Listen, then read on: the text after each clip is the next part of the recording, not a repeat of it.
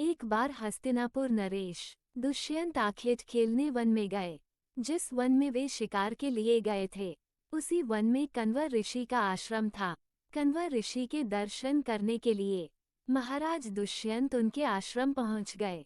पुकार लगाने पर एक अति लावण्यमयी कन्या ने आश्रम से निकलकर कहा, हे राजन, महर्षि तो तीर्थ यात्रा पर गए हैं, किंतु आपका इस आश्रम में स्वागत है। उस कन्या को देखकर महाराज दुष्यंत ने पूछा, बालिके, आप कौन हैं? बालिका ने कहा, मेरा नाम शकुंतला है और मैं कण्वर ऋषि की पुत्री हूँ।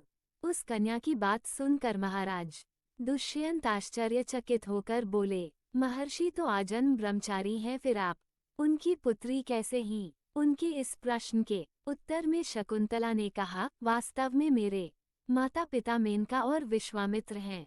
मेरी माता ने मेरे जन्म होते ही मुझे वन में छोड़ दिया था, जहाँ पर शकुंत नामक पक्षी ने मेरी रक्षा की, इसीलिए मेरा नाम शकुंतला पड़ा। उसके बाद कण्वर ऋषि की दृष्टि मुझ पर पड़ी और वे मुझे अपने आश्रम में ले आए। उन्होंने ही मेरा भरण पोषण किया। जन्म देने वाला, पोषण करने वाला तथा अन्न देने वाला, ये तीनों ही पिता कहे जाते हैं। इस प्रकार कण्वर ऋषि मेरे पिता हुए।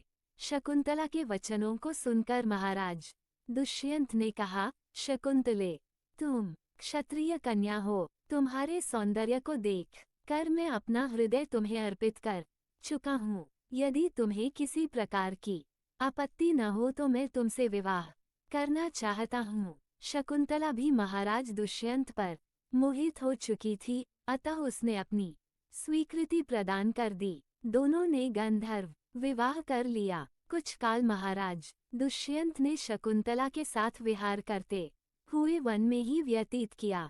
फिर एक दिन वे शकुंतला से बोले, प्रियतमे, मुझे अब अपना राजकार्य देखने के लिए हस्तिनापुर प्रस्थान करना होगा। महर्षि कण्व के तीर्थ यात्रा से लौट आने पर मैं तुम्हें यहाँ से विदा कराकर अपने राजभवन में ले जाऊंगा। इतना कहकर महाराज ने शकुंतला को अपने प्रेम के प्रतीक के रूप में अपनी स्वर्ण मुद्रिका दी और हस्तिनापुर चले गए। एक दिन उसके आश्रम में दुर्वासा ऋषि पधारे।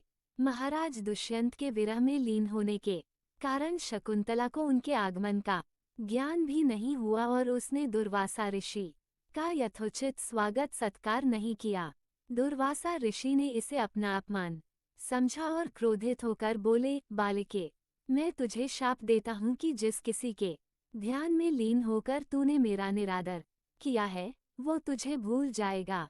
दुर्वासा ऋषि के शाप को सुनकर शकुंतला का ध्यान टूटा और वो उनके चरणों में गिरकर क्षमा प्रार्थना करने लगी। शकुंतला के क्षमा प्रार्थना से द्रवित होकर दुर्वासा ऋषि ने कहा, अच्छा, यदि तेरे पास उसका कोई प्रेम चिन्ह होगा तो उस चिन्ह को देख, उसे तेरी स्मृति हो आएगी। महाराज दुष्यंत के सहवास से शकुंतला गर्भवती हो गई थी।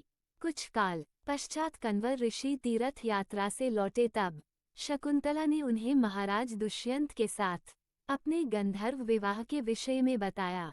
इस पर महर्षि कण्व ने कहा, पुत्री, विवाहित कन्या का पिता के घर में रहना उचित नहीं है।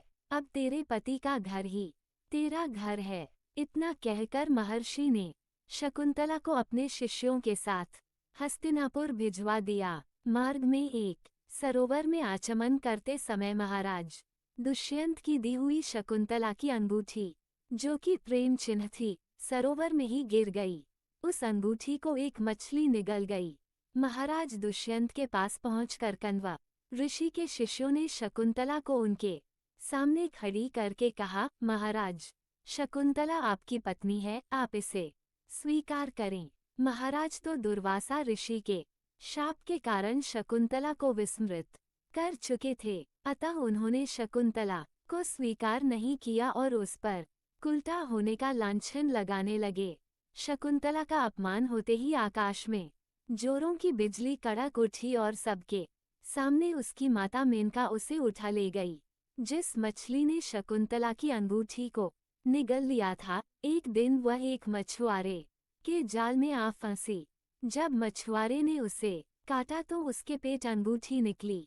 मछुआरे ने उस अंगूठी को महाराज दुष्यंत के पास भेंट के रूप में भेज दिया।